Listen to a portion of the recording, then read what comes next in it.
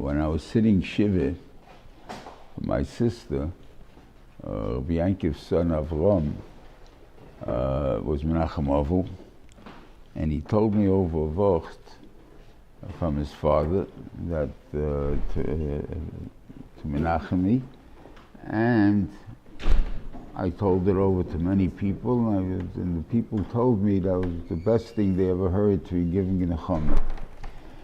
So I'm just going to say that it's upon the pasuk, the first pasuk in Chayai Yisrael. Vayu Chayai Yisrael meyashona v'esrim shona v'sheva shonim shnei Chayai Yisrael. Why does it say again shnei Chayai Yisrael? You already said Vayu Chayai Yisrael. You want to see that that's true? Look at the end of the Sefer by Avram, and it says basically where's the thing about Avram? It's the end of the Sefer.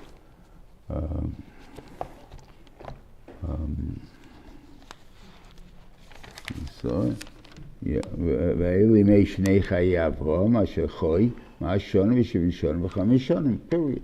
Doesn't say Eli mei Chayai Yisrael, Chayai Avram. Doesn't say that. It doesn't repeat it. Yeah. And so why is it repeated? He says it tells us when someone dies, there's always people who have, I guess, guilt feelings. Let's put it that way. I didn't do enough. If I would have called this doctor 5 minutes early, I would have been got this done. I would have gotten that doctor. I would have did this, that. He says, there's always going to have those things. So you should know the Torah tells you, Eli mei Chayai Yisrael, but you think you could have done something to prolong it, you should know Eli mei Chayai Yisrael. There's nothing you could have done. It wouldn't make any difference. So there's nothing to have a good feeling about. You have to do what you're supposed to do, and that's it. You tried your best, and that's all. If you didn't try your best, you'll get it in the cheshbon later. But Lamaisa, the guilt feelings about it, I should have done this, I should have done that, I should have done that. There's nothing to do because Eli mei Chayai Yisrael.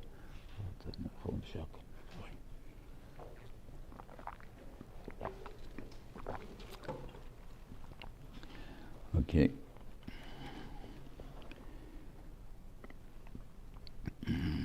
Okay, so now he needs a place. The interesting thing is, he knew about this place from the time that he had the Orchim, the Gimel Malachim that came to him, and was preparing the buckle to give that to say one of them ran away. And he followed it and came to the Me'os Machpelah, and he found that that's where Adam was buried. I assume, to a certain extent, because we haven't really thought about this, why did Avram land up there instead of Yerushalayim? I mean, if you go into Eretz Yisrael, unless the Bencham told you to go to Hebron, you don't find that the Bencham told you to go to Hebron. So therefore I went to Hebron because this time like you said, I've been traveling through the land. I came there from Lech Lecha. I keep traveling through the land, and I don't have any success anywhere, except I finally got to Hebron. At least I got friends on the Eretz Mamre. So therefore I have chavrusas, whatever it is I can learn. So I'm steiging. So then later on, when he has to move, like he moved from Teretz Plishtim, so that again, it's not the God told him to do it. He moved away from where he was because of the bush of light or whatever it is there. So he went back there. So he moved to Beersheba, and whatever it is there, and finally landed up in Beersheba. So the idea is that there wasn't any direct command. So why did he land up at Hebron? Now, why Hebron? Hebron is not a very good place. It's a place for dead people. It's not there, like Rashi says, it's a cemetery. It's not made for good things. They put out wine, though, by the way. But Lamaisa, that's not what it is. So the kasha I think we could answer is they knew that Adam and Chava were buried somewhere in Hebron. The question was they didn't know where. And then when he went into Me'os Machpelah and he found that was where, that was when he entered the thing there. But he doesn't tell it to anybody, right? So mashma that any information that you have that's not the normal from the thing, like God, I can't fool you on something that everybody else knows already about it, because there's a value to it. This guy's an Amoritz, he doesn't know the value. So let's say, for instance, a guy has a coin or something like that, or he has, or then he knows that gold is more valuable than silver, or platinum is more valuable than gold, or something like that, where he doesn't know it, only because he's an Amoritz. So then there's no question you can't take advantage of the guy. There's a den vainoya and all that stuff and that you can't have in the thing there. But what about things that you don't have to know, or you don't, or you're not expected to know? In other words, do I know there's oil under my house or not? I don't know that. If I get a or whatever they call these guys who go and either drill or do other types of tests of the land and stuff like that, and they'll be able to. But anybody do that? Nobody does that. I go buy a house. Did anybody chase this oil underneath the house? Nobody chases it. Why not? Why don't they check it? Right? We're not in the oil business. It's not in the day. It's not in the day. No one does it. Right? So the same thing is this cave have most of Machpelah in it or not? That's not something that we check. There's no reason for it to be there. So therefore, if I have ideas that the owner doesn't have, I don't even have to tell him. I'm not taking advantage of him, because it's not something that's a normal thing for him to know. If it would be something that's normal, in other words, you just don't know the value of your thing, but the fact that you're sitting on top of a gold mine, that I don't have to tell you. And the stuff over there. So therefore, if you sell it to me, I can sell it to you. And he doesn't go over to Efron to buy it right away. You notice that he waited 30-something odd years, if you make the judgment, that he's waiting for the chance to actually be able to buy it from Efron. I don't know if he was even waiting for that chance. I didn't. He know she's going to die now. He didn't know she's going to die now. As far as he can know, she's going to die in 20 years from now, right? But there's no reason for me to do anything about it, and I don't need it now. It's not in the point. At that point, I'll go to look it for it, and I'll try to buy it from Efron. But I know the value of it. I don't just go try to go with Efron. You'll say, well, maybe it was a good business decision, because if you go over to Efron, he doesn't need a burial space, so he's going to go over to Efron and say, can I buy a cave for you? Why would you want to buy my cave? You got to be crazy. So there must be something this guy wants over here, and we'll figure out something like that. Okay. Something like that. Okay. So maybe that wasn't what he did. But the idea is he didn't go tell Efron that, you got something there. Efron will send it something. And we see this from another place, that you're not kind of, that the union of Nega Nirli Baboyis, even though it never happened, according to some on the Omam, okay. It can't happen even, but without that, let's say it could happen. So Rashi brings down that it's a psura toiva, that the Nega Nirli Baboyis, the bench, because the Amoroyim, they used to hide their money inside the walls, and by making the nega, and you have to take this out and throw out this wall, you're going to break down the wall and you'll find the money. So it's a great thing. You made a different, made a big deal. So it's good news, not bad news. And the Levos, it's still bad news, because like Shiva said, I tell you, good news through bad news, you have to know this bad news is also something that he wanted to tell you. So therefore, that you're not a good guy, that the bench is trying to tell you. But the idea is, why didn't it belong to somebody in between? Who? I got it through my nachla, my father's father became with Yeshua ben Nun. No. This is a bati orei chayma, right? What will be the din? Bati orei chayma belongs to the buyer after a year if he does not pay it. 2 years, not paid it. So therefore, it could have changed ownership.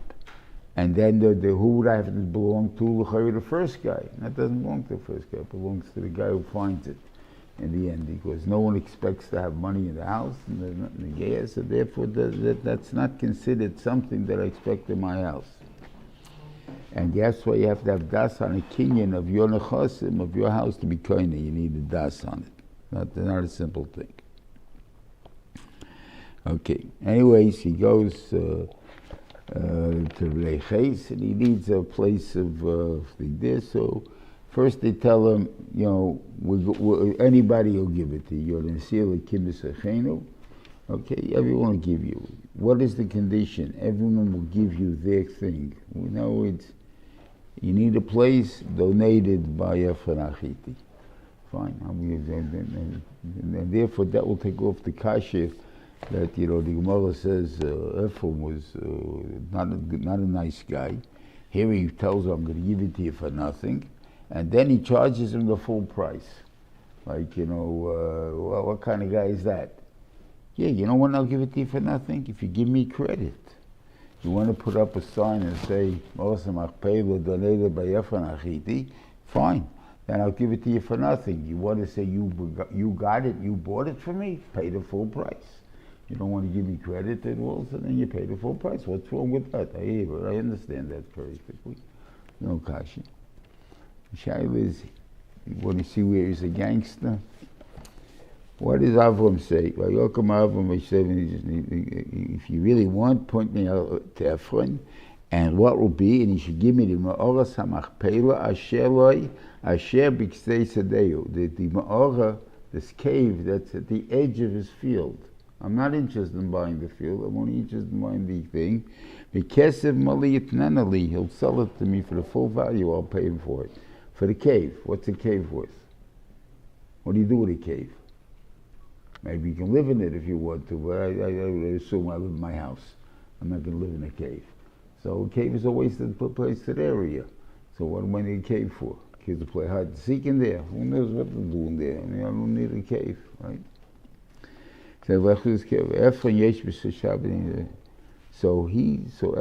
hears this. Okay, Efron's willing to pay me for the me'orah. Very nice. What's the me'orah worth? Not worth too much money. So he says, Lo yadaini shmeini hasadin asati lach. I'm giving you the field, and the me'orah that's attached to it, v'me'orah shaboy, and the me'orah that's in it. But I'm not giving you the me'orah alone. I'm giving you the field and stuff. And what do you? And they did now various things, and they thanked him, right?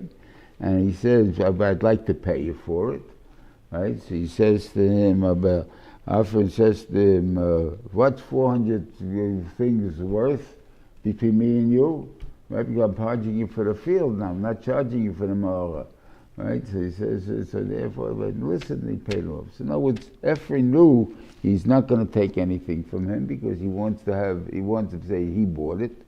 And because he wants to say he bought it, he's going to pay. So I'm going to up the price. I'm going to make sure he pays for a lot. That's the thing. How do I do that? By offering to give him the sodeh.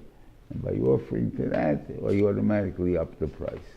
And the union of 400 zuzim, which is Ivel HaSeicher, whatever the dinrin, I guess you would translate it as, because right, according to Targum, it was a tremendous amount, B'chol Medinta. It was accepted in all monies, in all the countries. There was the mighty dollar. If you want to go. In other words, there are many dollars in the world, but there was the dollar that I don't know if there's any more like that. But years ago, when the American dollar was what counted, that was the money. You can go into countries, different countries. You can always buy things with American dollars. You couldn't buy with different kind of monies, but the American dollars, though, even else you saw probably at Ayem, you can go wherever you go into the store. They got to tell you 100 shekel.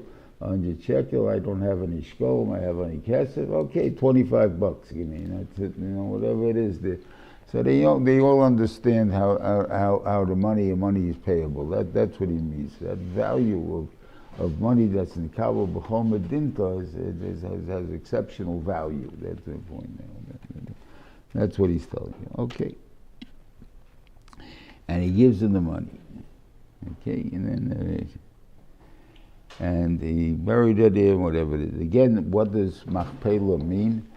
Normal translate is like Maos HaMachpelah, which is the double cave, like in other words, a double. But he doesn't keep using that word. Vayokim stay Efron asher b'machpelah. That's in the machpelah. What does that mean? So I can't understand it, and I don't know what it means, so I can't answer it. So just leave it there. But whatever it is, As far as we know, it's a double cave anyway. So the thing though, and the only one I don't know, if Avram actually saw Adam Mechavad, that I can't answer you, but they have the mice in the Gemara that Rabbein was making, when it came to Mos Machpelah, he wanted to see the others and the stuff. So he came to Avram's kever, and he knocked, and she told him, and Eliezer answered Avram answered the door, and told him he can't come in now because he's not doing, he's doing that soul is doing a non-sneeze in his hair, you can't come in now, whatever it is. So he wanted to go see Adam and Chava. So the Benishur said, no, Adam and Chava you don't see. Nobody can see Adam and Chava. Adam is, it's a kappa of Shal Kodesh Baruch Hu, that's my personal creation. Nobody sees him. And so that's exactly what pshat in that, I don't know. Obviously, for as long as he was alive, everyone did see him, obviously, so it was not a point of hiding him. But I guess maybe there's such beauty can't be seen. I mean, you couldn't accept it. I mean, I don't know what it is, because the Gemara says that Rashi brings down that all the women can get Sorah were like kaif and ifnei adam, like a monkey to a person. The Gemara says a Sorah to Chava was kaif like a person. That's how much Chava was more beautiful than her. And Chava to Adam was like a person to a monkey. So in other words, even though Chava is also a way of Yitzir Kap Shal Kodesh Baruch Hu, he took it from Adam, but it's a secondary step. The secondary step diminishes it that much. So therefore, whatever it is, it could be that we're not zeichet to see that kind of beauty. I can't answer it. I don't know what it means. I can't answer you, but that's what it seems to say. Okay. Now Avram started to worry about his children, about Yitzchak, about getting a shidduch, and he tells Avram, he tells Eliezer, I want you to look for a shidduch. I don't want you to take him away from you. I don't know why is mitzvah such a thing. I don't want you, like, where does he have the authority altogether unless I'm giving it to him? But obviously he's giving the authority to Eliezer to go find him a wife and then thing it. So I don't want you to marry him off to someone here. Why? Because I can't travel to where we have to go. I don't want to live out Yisrael. I'm going to send you as a guy to go do it. And therefore I'm making you a shliach. I don't want you to pull a fast one on me. You don't know who you go marry her off to. You don't know who it is. You don't remember. But you marry her off, then we're stuck. You can't, she can't get married to whoever it is there, whatever it is. But I'm telling you, I don't want you to do something like that. That must be what he was telling him. Okay. So he says to him, I want you to go to my land, Kil Artzi vel Maladati Telech, and he did. So you think the Alter Heim, this is Europe, right? The Alter Heim, the old, we come from there, this is our home. What did the Eved say to him? What happened to one doesn't want to follow me?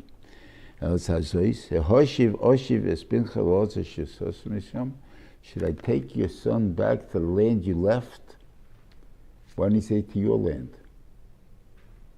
It's not your son's land. That's the problem that we learned here in America.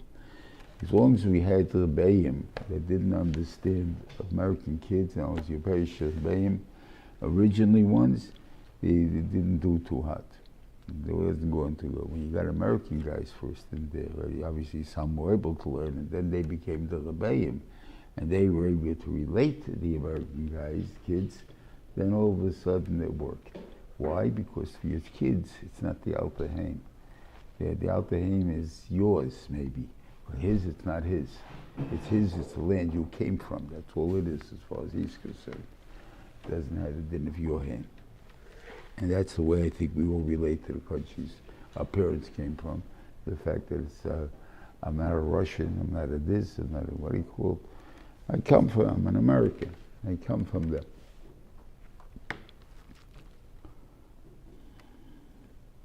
Yeah. Okay, so he tells her, he gives her the job, and all of a sudden, Eliezer goes to the job. He has, what do you call it?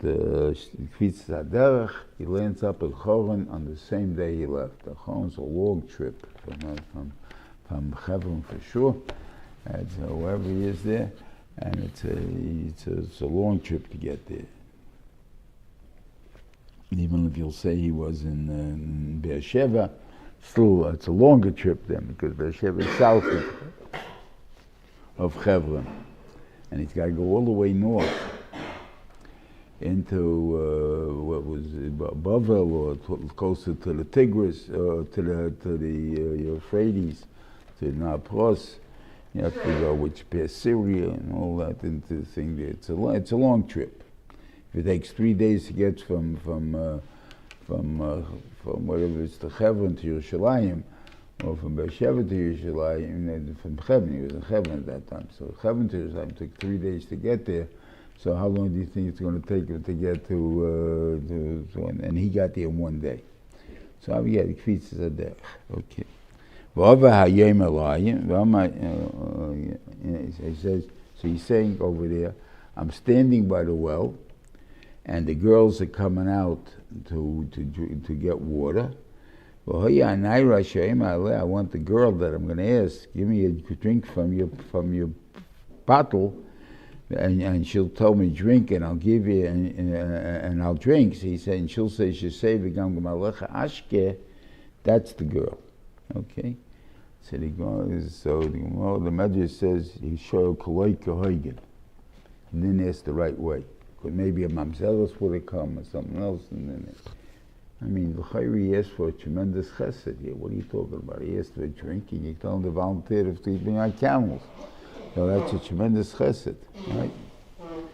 Because of that, I looked up an encyclopedia, and God, it's interesting, in the new encyclopedias they don't have it. But at that time I had only a 1920s encyclopedia, and they explained a very important lesson. Camels drink 2 ways. We all know we drink 2 ways. Sometimes you're thirsty, I need a glass of water, right? Drink a glass of water, I drink a glass of water, I'm not thirsty anymore, right? Then there's a time somebody is overheated, and he faints or something like that, and then we have to give him some salt pills, and with the salt pills we give him a glass of water, and now that hydrates him. Okay, so the second day thing. What happens if the guy is dehydrated? You got to put him in the hospital and you give intravenous.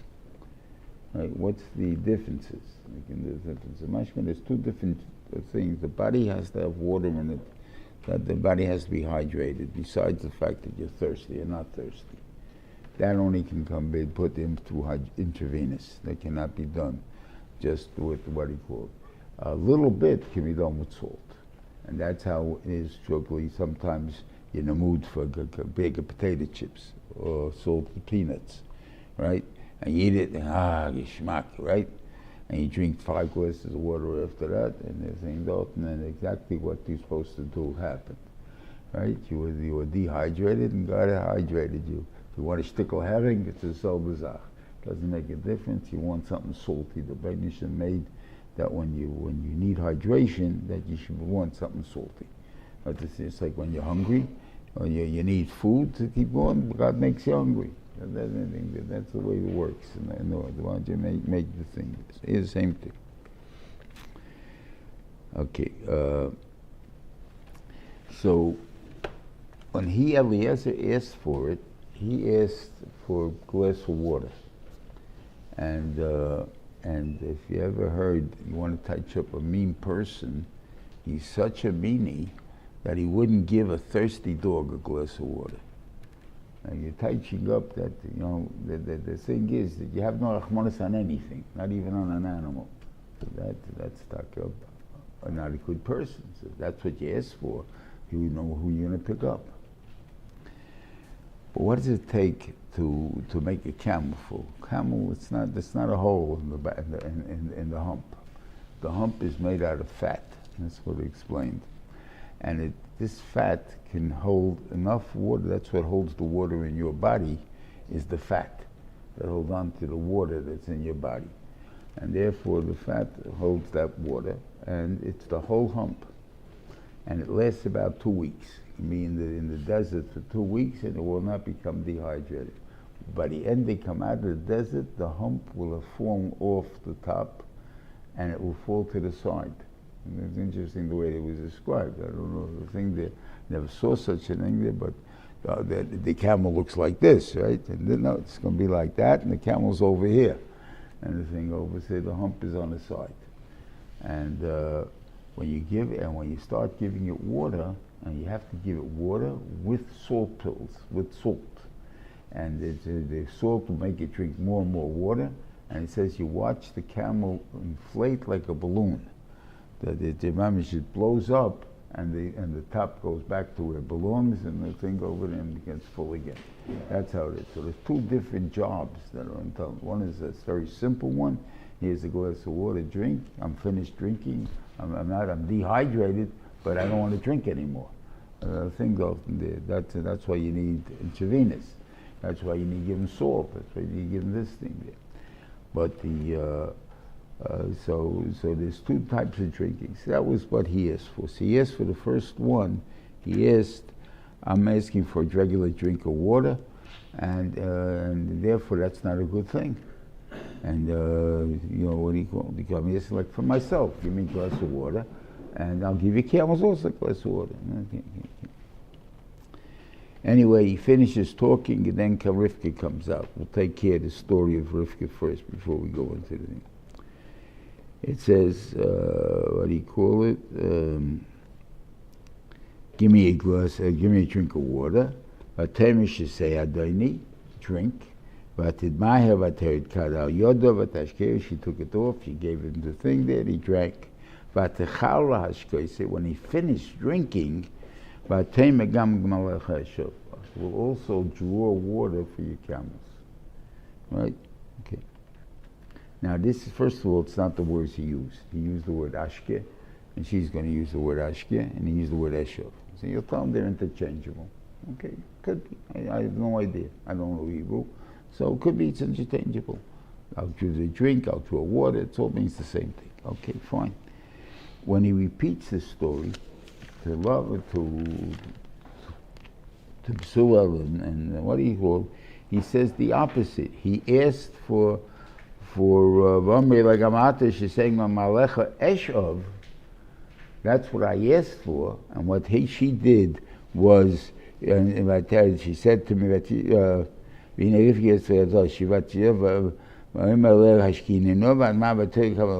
said, he switches it around. She's offering ashke and not eshev. Why are you changing these words? Why do you get anything to do with anything? This is my feeling about this. The Shiva has a little bit different answer. He says that, well, I'm probably from his answer, I came to my answer. That he said the reason that she didn't offer right away is because that's not on the parak now. I'm not up to that yet. Right now, you need a drink of water. I take care of you. When I finish taking care of you, I'll give you a law for your thing. Okay. I want to tie in the second thing there. I don't know how Eliezer looked, but Eliezer was the right-hand man of Avram. That means he controlled everything that Avram had. And Avram had thousands upon thousands of avodim. In other words, he had to be a strong boss, right? And certainly he must have been a big gibo too. Must have been a giant, a bully, or whatever it is then, to keep everything in order. You know, you guys tell me, you cross me, you're going to have problems, or whatever it is there. So if a bully asks somebody for something, what is if someone doesn't want to get hurt by this bully? What is he going to do? He's going to try to placate him. Whatever you need, my friend, whatever. You want a drink? Oh, I'll take no problem. I'll get you a drink. I'll give you a thing. He asked not the normal way. It was a strange request. Normally, if a guy wants a drink of water and he doesn't have his bottle, he doesn't have his whatever the pitcher, whatever you have over there. So he would ask her, he said, little girl, can I borrow your pitcher? I would want to drink from it. I'm thirsty. I'll drink, I'll fill it up, I'll wash out, first I'll wash out the pitcher to make for my mouth, and then I'll fill it up again, and I'll give it back to them. That's the normal way you would ask it. When you ask you, I want you to pour water into my mouth? What are you, nuts? What kind of crazy thing is that? The request is even crazy. What are you, all of us? You're intimidating me. You're asking for something that's stupid. So if that's the case, so I'm afraid of you. So I know what you're going to do, so therefore I'm going to try to placate you. So it wouldn't prove that I'm a balas chesed. There's no balas chesed in that. So she said, Gadeni. Okay, now I'm going to put it in our English. Mr. Bully, that's how you get your kicks. You're picking on a little kid. In other words, I'm 3 years old, right? It could be, I'm a 6-footer. I'm not saying she's small. But we can still tell a 6-footer that's 3 years old, you can still tell. Bar mitzvah bachar, that's 6 foot tall, we know he's still a bar mitzvah bachar. And the kid's this small, and you can tell he's bar mitzvah bachar also. It has nothing to do just with height. Height is just one thing, nothing to do with anything. So I know that you're an old man, and she's a kid, so she's scared of you. So what's the shayla? So what's the problem? So it's not going to prove anything. She said, I want to show you I'm not scared of you. She said, I'm not offering you anything special. When you finish drinking, then she said, I'm not doing this by myself. I'm willing to do this as long as I will draw the water, and that means they will drink it, obviously. But as long as you keep feeding them salt, that's how much I'm going to go back into it. But I'm not volunteering to take care of it. In the end, what did she do? She actually did the salt and everything to it, because it wasn't used nashke afterwards. When he repeats the story, he repeats it otherwise. Don't forget, she's living by Rishoyim. But the Rishoyim are nice people. They're nice people. They're not. That's why Avram Avinu wanted his relatives, because they're nice people. But they're nice people, but they're not good people. So therefore, when the thing is there, I understand you do chesed. I wouldn't want you to pass a place where someone is hurt and leave and not be helping them out. A terrible thing there. But I don't expect you to go looking to do good deeds. That I don't expect. If you do, you expect to collect some money on it. In other words, you need good deeds done today. $20 an hour, do the good deeds for you. Whatever it is. But I don't expect you to do it for nothing. So Rivka, by the fact that she's living with them, he can't tell them that she volunteered to do things. He has to say, first of all, he couldn't say that he was only asking for a regular glass of water, because he saw that these people don't think the way he does. So therefore, he's got to do it for real chesed. So to really draw the water in a Chavinus way and all that stuff. So they're offering a completely different thing, but what they have to do for money. Eshev, I asked that she would ask to do it, and I'll ask how much you need, and because she said I'm willing to help draw the water for you, but I'm not feeding them. And then she's volunteered Ashke, because she was even nicer in that thing, but she knew that I needed it, and therefore she was willing to do it. Okay, so that was to take care of her needs over there. Okay, so this is what she did. Now, my hechach to this, it's very nice to say all the things there. What's your proofs to any of this stuff? Okay, so I want to go into the union of it says over here. Vanara Tovas Marem Oid. Okay, she was very. Amara was very nice. We'll see what Mara means in a minute. In the Haftarah talks about Adoniyo. It says Adoniyo and Kagis that he's Tzvia Yov Miovle Madua Kocho Sisev Gam Hu Toiv Toyam Oid. He was very toyartic. And then it says by Rochel, back in Parshas Vayeshe, let's see, here's it. ולבן שתי בני, שם הגדול ללאה, ושם הקטן לרוחל, ואין אליה רקיס, ורוחל היסה יפס toya ויפס מרה. That's what she says. What's toya maret? Toya hu tzuras hapartzuf. That's the shape of the face, the form of the bone structure. Umare hu ziv klester, I guess charm, or whatever you want to call it, charisma. However you want to touch it up, but there's something, the nun, you can't touch it, you can't no physical grab on it. Now you can talk about the Amoyas, how they looked. I don't think it's an interesting, what to bother us that they're beautiful, not beautiful, we assume they're beautiful anyway, but what is one thing got to do with the other, right? So we're talking about the actions. In other words, so what would be the difference between a toya and a mara, an action? So I'll give you like this. There's a guy that always comes 2 minutes late to davening. He's always seen rushing in with his thing there, maybe a safer under his arm. You know, the thing, you never see him open it, but he always has a safer under his arm. And his thing there, and he's always running around like, you know, his thing there. And everybody looking at him will say, wow, what a guy. You see that Jesus, he got his Jesus, he's always running here. Well, he's always 2 minutes late. There's another guy standing over, that's toya. That's the action, I'll explain it to you in baseball in a minute. Okay. And the other one is mare, is somebody that's always there on time. 25 after 7, until we have 7:30, 25 after 7, he's always there. He's saying korbanos, he's putting on his film, whatever he's doing there.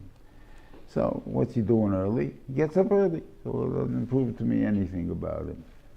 The one day he runs in that he came 5 minutes late, and you see the aggravation on the guy's face and how much it's hurting, and then like he's crazy. And the thing doesn't make you late. We understand why do you come early? Because you want to do things with the nachas, you want to take everything slow and things. And now I know you're a good guy. Right? Until then, I don't know you're a good guy. So it takes, to prove mara, it takes toya sometimes to prove mara. Okay? The guys here are too young. I don't know if anyone here who could remember it, but maybe they do. In the 50s, there was, every New York team had a good center fielder.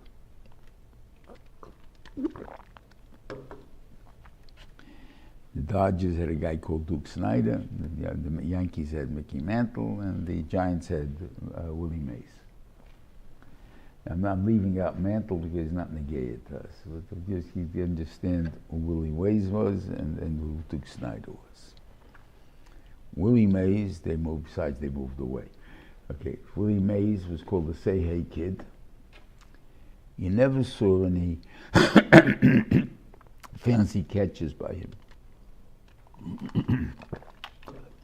He always caught the ball like this, holding it down by this thing there, and he just happened to always just glide by the ball as falling down, and he catches it. No shtick, no nothing. But you noticed that somehow he never missed the ball. He was always where he had to be. He always got the ball. Okay, that was a Say Hey Kid. Then there was Duke Snyder. Duke Snyder used to see the ball, and he'd run back as far as he can go, up to the wall, jump up as high as he can do, have his hand up, his thing there, catch the ball, fall down on the ground and 3 times rolls over, and comes up with his hand, and he's still holding the ball, and everybody's cheering, yay, and the thing there, the mamish. This guy made a fantastic catch. Nobody asked the question, how come he always has to be running back? He never can judge the ball that he's got to be where he's supposed to be. On the time they don't against him. We're going to see the exciting catch that he made. That was what he was done. So he was a Toiv Mare, and we had Toya Snyder, and what's his name was Toiv Mare. It was to give you a picture to understand. the differences. When you want to describe true beauty of a person, which word would you use? I assume it's mare. The reason, because in the beginning of Lech Lecha, Avram says to Sarai, I realize you're a Taisha de Fas Mareat. He didn't say Fas Toyarat, because Toyar alone, the bone structure, is a statue. Big deal. The guy chopped up, beautiful. It's a beautiful statue, but it has no life, nothing in there. There's nothing attractive about it. But the sparkle of the eyes, the zing and the thing, that's an attraction. That's what makes an attraction. So she was a Mara. Mara, the Panemius, is more attractive than the Toya. But I'm just saying, but a normal person needs both to picture who he is. Adoniyahu was trying to make a revolution against Shlomo Melech. He wanted to steal the kingdom. Right? So he wasn't such a good guy. So he explains what was wrong with him. He says his father never gave him Musa. Why are you doing this? This was his nefter. And besides, he was a Toya Ma'od. That means when David HaMelech looked at him, what was he doing? He's saying he's running with the Sefer, he's running to the davening, he's always doing good things, looking like he's doing good things, right? So he didn't have to give him any Musa. He never gave any Musa, so that was the problem. He didn't check in what he's doing it. Why is he making sure everybody knows he's doing what he's doing? Stuff like that. You didn't check into that. That's how the kid became what he became. So he gets away with it. And stuff like that. So this is the point there is. So the point of Toya Mara, which is better, or you need both, whatever it is, these are the things. But Rivka, because she lives with the Shoyim, she couldn't do Toya, because they saw the actions of good, like she's looking to show she's as is that don't go by us in the family. We don't want such thing. We want you to be a good person, but make sure you collect on it, and something like that. So you should be a Mara. So she had to do everything like, I just happened to be there, that it wasn't my fault. I just was passing by and that happened then. What can I do? You shouldn't help them? Of course you should help them. Okay, that's it. Okay. Now, it also tells you an interesting thing. When I am Toivus Maram Oid, Psula, V'ish lo yido. And a man never didn't live with her. Either Bedaka or Shalekidaka. Because they used to preserve the Psula, they used to live Lekidaka. So he says they didn't even do Lekidaka. That's the way you're going to describe my grandmother. I mean, let's understand it. The Torah is describing my mother, my grandmother. Right? Rivka, as we all come from her. You tell me she wasn't a Zionist. That's a nice compliment to give him here. What kind of compliment is that? And stuff like this. What the Torah is telling us that her chesed was a chesed with cheshbon. In other words, she had our understanding of what's good and what's right and what's wrong. She was principled. She says, Nus is not right, and a thing like this. So therefore, even though people will beg her and say, please, I have so much sorrow, I love you so much, and this and that, and she would say, sorry fella, goodbye. Right? You need some water, give it to you all the time. That's something that's reserved for marriage, it's reserved to husband. Has nothing to do with you. I don't care this chesed. That's called a principle. She has a brother Lavan who's chesed, but unprincipled. And we'll talk about that in a minute. Okay. Now, what happens after she does all these things? Eliezer, at first she wants to know if he did it. Who are you? Where you come from? And he told me, and she told him she's Psuel's daughter. Nocha's comes from Nocha. Okay. And what does he do? Before he asks her, because he realized that there's something here.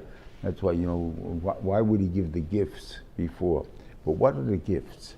The gifts he gives him was Vayikach ish nezem zov beka mishkoloi ushnei mismidim al yodea asor zov mishkolom.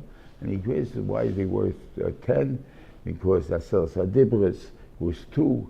In order that, of course, there was 2 luchais, and everything's a simon. you know, is this going to help me if I don't know what you're talking about? Did she go measure? You take your weight out and then we measure it on the calendar, you know, this is, I saw the, what do you call it? So obviously it was somehow known that this is the symbol of the people of Avram's people. They want to show that they believe in the Torah, they believe in God. And so this is the symbol. Like the original Christians, supposedly when they were murdered, when the Romans were killing them, they used to wear fish bones like a thing to identify themselves as Christians. So this was an identity. And this Reuven knew, because they're nephews of Avram. They know Avram believes differently than they do. And this is a symbol of his people, that they do this. So now let's see the pasuk, and I'll teach you my way, and then we'll teach you Raish's way, or we'll teach you Raish's way first. Okay, maybe Raish's way first. So anyway, she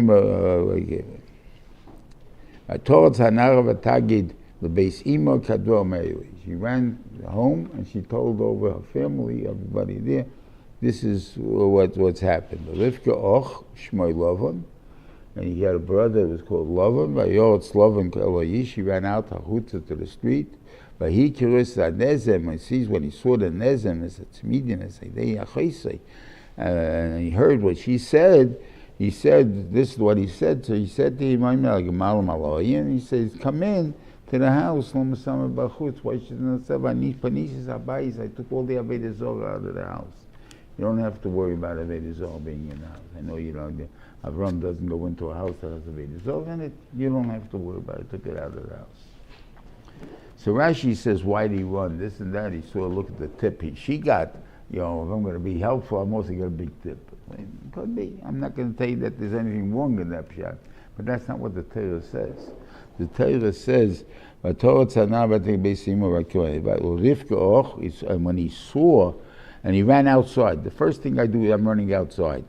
But when he saw the Nezim and the Tzmidim, so he understood the significance of it, so he knows he came to the guy and told him, Ani panises habayis, I cleaned out the house, now you can come in. Because you're not a guy that won't walk into the house that has a result. That was his thing. So there's no proof that he's doing it for the money and the thing over there. But what I say, why he always says unprincipled at this point? Because you're willing to clean out your house for your God for a couple of bucks, whatever it is there. Then you're unprincipled. And the thing goes from there. Avram won't let you even into his house with Avodah Zarah in there. So therefore, with the dirt on the feet or whatever it is there. So therefore, the thing that she is principled. I don't want anyone to have tzar because of me. You have tzar because of me. I'm sorry, I can't help you, but not for this. Okay. And he says, you will come into my house and help with this thing. Okay, I'll clean out my house. What difference does it make? I'll take out what I hold choshev, I'll take out of my house. So therefore, he's unprincipled. He doesn't care. So later on, Taka, what does Lavan do? He's willing to kill his own children because they double-crossed him, whatever it is, the Shvatim and what do you call it? You got to realize Lavan is the Zolba Zayda, as Yankov Avinu is. I mean, all 12 Shvatim come from him. So, it's not so pushy to think about it, but they got to realize that. He's the Zolba Zayda. Okay. So that's over there. Okay, he tells the story over. Like I said, he changes it around.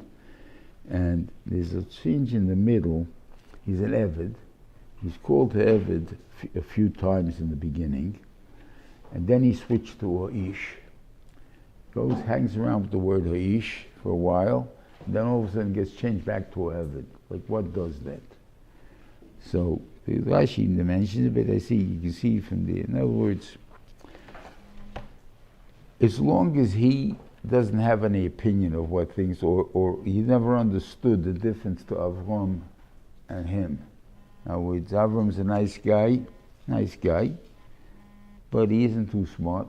He doesn't get the job done.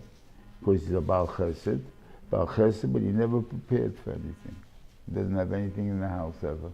Everything, he comes, he has to first make it for him and so on.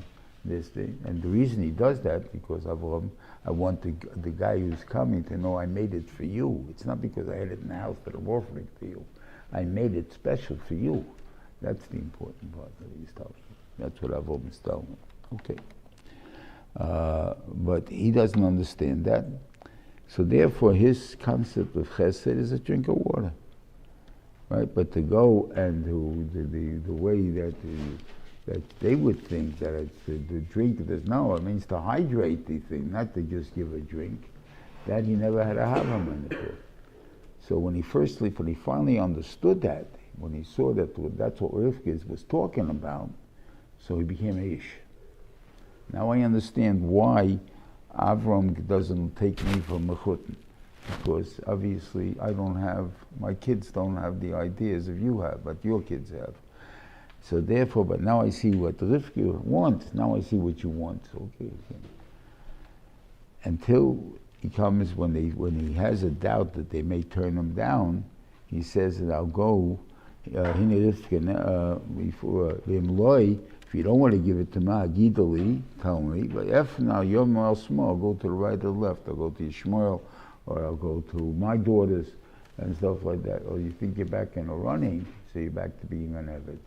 As long as you know you're out of the running, because you don't fit, so then you're an Ish. You understood something, but finally you think you're back, so you go back to the Eved. Okay, that's the thing over there.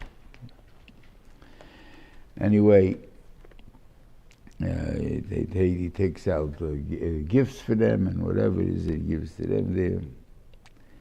Okay, and they were trying to stall. Now, it was very schwer to me, the stalling thing. I don't remember how I wrote it up actually in the book, but this is the problem. What do you mean? Besuel died, right? And supposedly that's why it says that right to his mother and to love her brother. Why not to her father was there? Why is all of a sudden you're leaving the father out? Because the father wanted to poison the food, that he's like to grab all the money that he has, and Gabriel moved around the dishes and switched it back, and he ate it, and therefore he got sick and he died. So there's no more father and mother. So I don't understand. You want to take her away before she buries the father? They don't have the funeral yet. Where are you going? We have to send us out now. It's not going to be, let us stay. Let's say a year. What's the year? Who says the year is because we miss her? No, the year is because she has to do Avelis. What's it talking about? She's an Avelis. So it goes when she's an Avelis, she can get married. So what is the problem over here, right? So, and he's pushing for it, and they give in. It doesn't make sense. Like, what kind of nice people are you? You're her. Elavos, Shad is obviously he didn't die. He got sick. But they knew what he was sick from because he taught for the poisons and knew he's going to die soon. But they can't tell him, you got to stay here for a while because he's going to die and stuff like that, and the thing there, because then, he tried to poison the food. Because you got a cold, you got a virus, so big deal, so we'll get well. So that's what the idea was. So that's when they left. So when they left, she was alive, and it was, as far as they were concerned, he was going to get well, except for the fact that he knew he was poisoned. As far as the what it looked like was like he had a cold. Okay. Okay. Okay.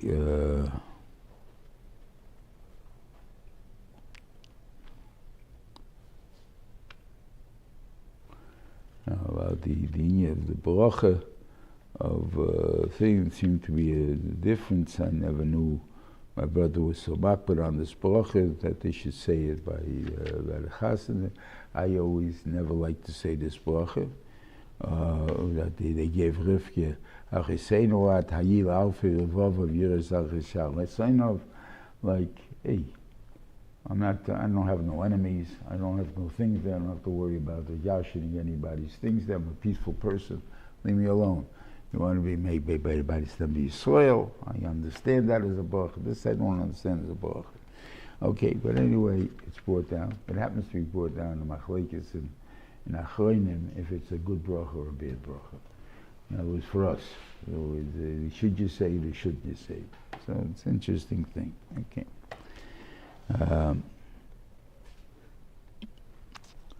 Okay, then Avram goes and marries Keturah, and what do you call it? And he has 6 sons from her, all over there. And he sends them away, and the only children that are called Bnei Pelagshim is Keturah's kids. Yishmael is not called Bnei Pelagshim. It says over here, Vayitnav is called Shalali Yitzchak. Bnei Pelagshim Ashel Avram, so you can think she's included in there, right? Tonis Vayishalchem al Yitzchak Bnei Benochai Kedma Elel Tzkedim, right? Who buries him? Vayikvoisa Yitzchak Yishmael Banav. His children who buried, the other 6 were not there by burial. Wherever they are, he sent them away when they, to the east, wherever that is there. And according to the guys who choshed for magic and these things, the Eastern religions, Eastern things, they blame on them because they had the shemus and the metonis he gave them with the shemus hatumah, which could do magic and all that kind of stuff, and that's what the what you call the Eastern religion things, energy stuff and all that stuff, what they were choshed for, medicine and all that stuff. If you allowed to use it in not jujitsu or not jujitsu or whatever the other self-defense things are. Okay.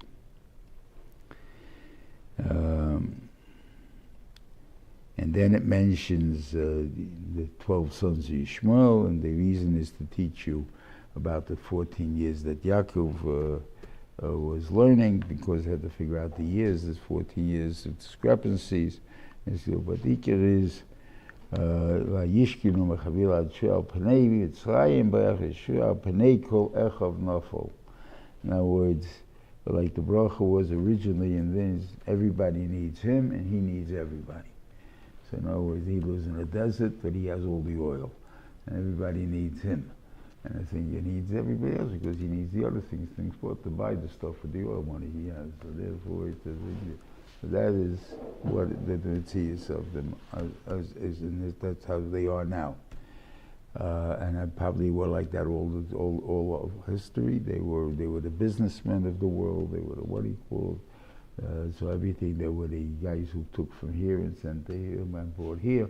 They were exporters, importers, and so everybody needed them. Of course, the only way you can get the stuff is only through them. And they needed the people because they didn't have the stuff themselves. They were only the dealers and the stuff, so they always need them. That was the bracha of, that they need him and they need him. That's what it says back in Lech Lecha. Okay. And when I have good Shabbos, everybody, and good Shabbos, it's getting pretty close to the short Shabbos and to the last one, but it's pretty short today. So good Shabbos.